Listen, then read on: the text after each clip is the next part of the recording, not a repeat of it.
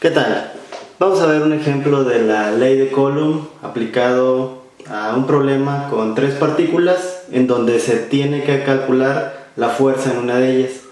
En este caso nos piden la fuerza en la carga 1, que es una carga positiva, la carga 2 es negativa y la carga 3 positiva. Tenemos los valores por si no se alcanzan a leer bien. Carga 1, 4.2 por 10 a la menos 19 coulombs. Carga 2, menos 7.3 porque es negativo, menos 7.3 por 10 a la menos 19 coulombs. Y la carga 3, 9.1 por 10 a la menos 17 coulombs. ¿Cómo calculamos la fuerza en esta carga? Bueno, hay que partir de esta ley que nos dice que la fuerza entre dos partículas es igual a la K, que es una constante que vale 9 por 10 a la 9 newtons metro cuadrado sobre coulombs al cuadrado. Hay que multiplicar esa constante por la carga 1, la carga 2, entre esta R indica distancia entre cargas. De manera general entre la carga 1 y 2, pero también puede ser entre la carga 1 y 3 o la carga 2 a 3, dependiendo del tipo de problema. En general es el producto de la magnitud de las dos cargas entre la distancia entre esas dos cargas al cuadrado.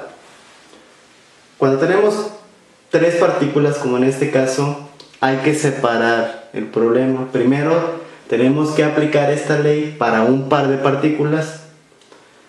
Entonces en este ejemplo tendríamos, como vamos a calcular esta fuerza, tendríamos que calcular la fuerza de la Q1 a la Q2 y después la fuerza de la Q1 a la Q3.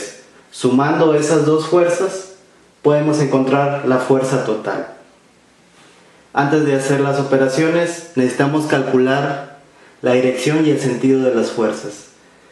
Entonces vamos al par Q1 y Q2. Tenemos cargas opuestas, entonces se van a atraer esas cargas. Como nos interesa ver la fuerza en la carga 1, solamente vamos a graficar el sentido de esta fuerza. Entonces se atraen, positivo y negativo, esta se mueve para acá, esta se mueve para acá. Lo que nos interesa es esta. Entonces aquí vamos a dibujar que esta carga se va a mover hacia la derecha. Después tenemos de la carga 1 a la carga 3, son cargas iguales, se repelen. Por lo tanto, esta carga, por efecto de esta, se va a mover hacia abajo y hacia la izquierda. Entonces tenemos nuestros dos vectores de fuerza. Esos dos vectores ya están dibujados aquí. Fuerza por la carga 1 y la carga 2 hacia la derecha. Fuerza de la carga 1 a la carga 3 va hacia abajo y hacia la izquierda. Entonces, sumando estas dos fuerzas, vamos a tener la fuerza total en esta carga, que en este caso está aquí en medio. Aquí tenemos la carga 1.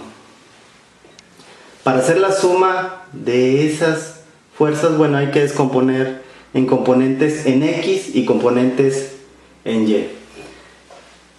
De manera general, para obtener la componente en X de un vector, bueno, se multiplica la magnitud de esa fuerza. Bueno, en este caso el vector es de fuerza y está determinada por la ley de Coulomb. Ya sea que tengamos cargas positivas o negativas, aquí siempre vamos a tomar en cuenta el valor absoluto, es decir, siempre va a ser positiva hasta este punto. Después multiplicamos por el coseno del ángulo. El ángulo, bueno, en el caso de las cargas 1 y 2, como está hacia la derecha, aquí tenemos 0 grados. Ese sería nuestro ángulo entre estas dos cargas. Entonces el coseno de 0 grados. Después, ya que hacemos esta multiplicación, la cantidad nos puede resultar positiva o negativa dependiendo de este ángulo. Por ejemplo, en el caso de 0 grados, bueno, aquí vamos a tener más 1 y todo esto se va a hacer positivo. Si tuviéramos el ángulo hacia acá, hacia la izquierda, serían 180 grados, Aquí nos quedaría menos 1 y todo esto sería negativo. Lo que siempre va a salir positivo es hasta esta parte de aquí, que es el valor absoluto. Después, para obtener la componente en Y, vamos a hacer una operación similar. La magnitud de la fuerza resultante, que está dada por ley de Coulomb, y por el seno del ángulo. Entonces, si estamos calculando las componentes en X y en Y de esta fuerza, vamos a tener la misma magnitud y el mismo ángulo. Lo único que va a cambiar es la función. Aquí va a ser en X coseno, en Y va a ser seno. Lo mismo vamos a hacer con este vector, componente en X y en Y. Va a ser el mismo ángulo para ambas componentes de este vector, que sería el ángulo en este caso desde este punto que inicia hasta acá. Hay que calcular ese ángulo y también necesitaríamos aquí calcular la distancia, que en el caso de las cargas 1 y 3, bueno, para obtener esta distancia no la tenemos directamente, pero está implícita. Si tenemos, aquí son 60 y aquí 52, bueno, podemos por el teorema de Pitágoras calcular esta distancia, que sería la hipotenusa.